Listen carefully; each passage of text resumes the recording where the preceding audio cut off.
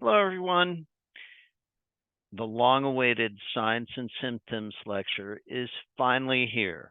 Let's take a look at, see if we can take out some of the mysteries of coding for signs and symptoms.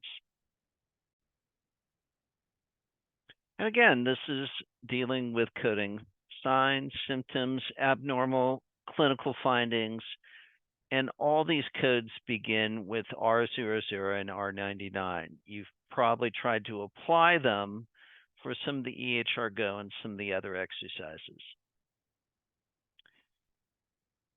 So with these codes, they describe a patient's signs and symptoms, and they go from R00 through R69. This could be things of any body system, as demonstrated here.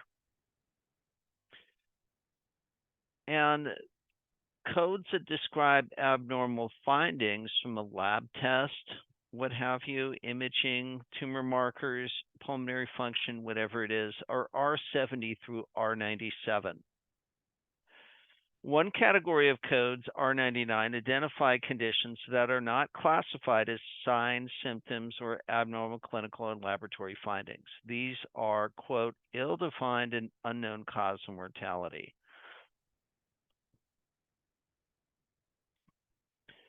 A symptom is something subjective, so something that requires some sort of judgment. Shortness of breath, pain, those are examples of symptoms.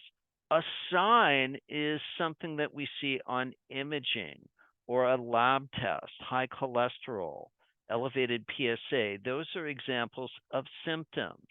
They are not necessarily a disease.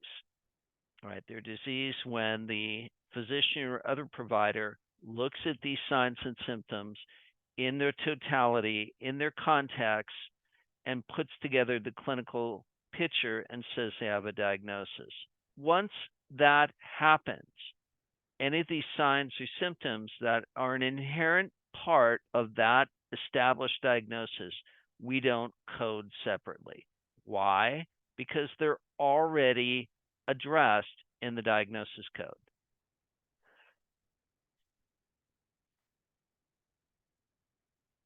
Skip over this one. So again, objective signs are a measurement. It's an observation done by a diagnostic test. This could be an X-ray that shows consolidation in the chest, pulmonary function study, an EKG. It's not a disease. It's just a finding that's outside of the norm, right?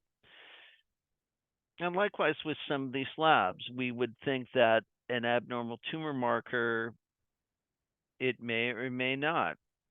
You can have an elevated PSA without prostate cancer. So we have to be careful about keeping these things in their context. This chapter, chapter 18, also includes any type of abnormal results of clinical or investigative procedures or anything that's ill-defined.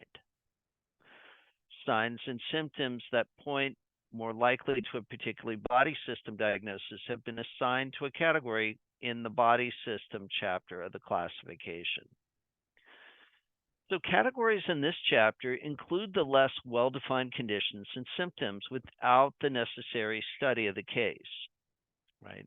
So these are the things that we talk about: transient, unknown etiology, what have you. So when do we use these codes for signs and symptoms? We use them in the following situations. When we can't make a more specific diagnosis, sometimes you see this in an outpatient setting because they don't have all the imaging, all the clinical labs, what have you. So again, that's when we use these because we can't make a more specific diagnosis. Any sign or symptom that existed at the time of the initial encounter that proved to be transient and when we couldn't determine what caused it. And then thirdly, any provisional diagnosis in a patient that failed to return for investigation of care. Sometimes people will be seen in a clinic and they can't make a definitive diagnosis, so then they'll be sent on their way to a county general hospital or an academic medical center, what have you. So any case that's referred elsewhere for investigation before diagnosis was made, right? And there's certain symptoms for which supplementary information is provided. These are issues in and of themselves, so that we would assign codes then. A lot of these codes have excludes one, meaning that these two codes are mutually exclusive. And there are other instructions in this chapter, the tabular, as well. So please make sure you pay close attention to it. The guidelines in the front of Chapter 18 talk about when to address the use of a symptom code, using a symptom code with a definitive diagnosis code, and combination codes that include symptoms, diagnoses, and things like repeated falls, coma scale, sudden infant respiratory syndrome, death not otherwise specified, and other things. The stroke scale, for instance. And again, if you remember nothing else from this video lecture, please remember this. Conditions that are routinely associated with the disease process should not be assigned as additional codes unless otherwise instructed by the classification, meaning the tabular. So if we have somebody with gastroenteritis and that's the diagnosis, nausea and vomiting are an inherent part of that. So we don't do a separate code for that. However, if we have conditions that are not routinely associated with the disease process, then we would code these things. So, second bullet point, light bullet point here, gives us an example. Patient with metastases to the brain and is in a comatose state, we would assign a code for that coma because it's not routinely associated with brain metastases. It's not an inherent part of that disease. So we would assign a separate code for that coma.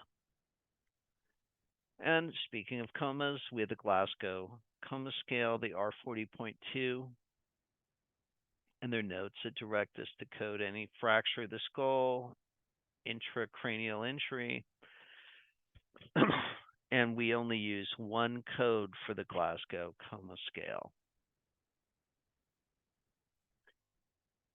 And again, this is sequenced after the diagnosis code.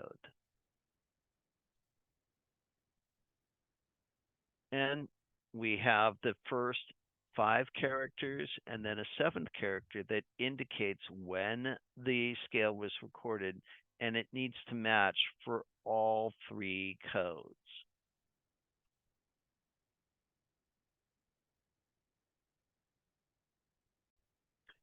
Here's one that maybe we've seen some people that would fit this specification, this classification, altered mental status unspecified, R4182. So this could be confusion, amnesia, loss of alertness, loss of orientation, strange behavior. It can be a symptom of many illnesses, right? Mental health challenges, addiction, what have you. If after we work the patient up, we have a specific established diagnosis, we use that and we don't use the R4182. And again, general signs and symptoms, R50 through R69, fever, headache, convulsions, etc. And some main terms in the alphabetic index that you will find useful include such things as abnormal, abnormality, abnormalities, findings, abnormal without diagnosis, decreased, increased, elevation, high, low, positive. Those are the main terms that you can use to direct you to the correct codes.